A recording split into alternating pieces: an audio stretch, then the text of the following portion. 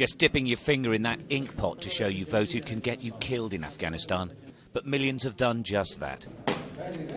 A defiance born of a desire for change.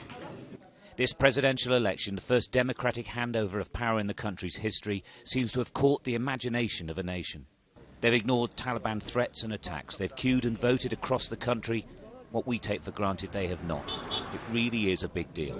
Yeah, very important election. Whether another situation is good, security problem not to this election, very good election. Around 12 million people have been eligible to vote. When they've been able, they have, although a result is still some way off. To win this election in the first round, the winning candidate would have to get 50% of the vote plus one vote.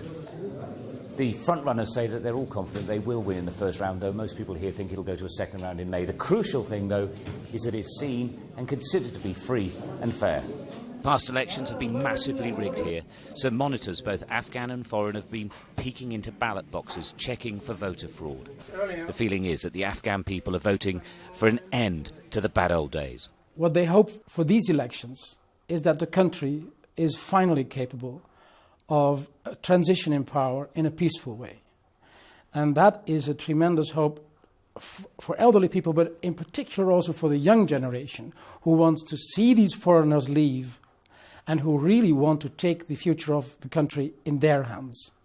Security for the election has been enormous, but security as an issue is at the heart of this. All of the front-runners agree that foreign troops must stay and that the Taliban must be included in talks.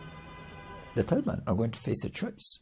They're going to deal with a genuinely elected government that is keen to establish its links with the public, that represents the will of the public, and they need to make a choice. Are they Afghans or agents of foreigners? Are they Afghans first or part of the Al-Qaeda global agenda? The final monitor reports are still to come in, but they seem satisfied. A few years ago, this type of organised election seemed impossible. Afghanistan could do with a quick result, although it'll probably drag on. But this has been a good day, and they seem to have enjoyed it. Stuart Ramsey, Sky News, Kabul.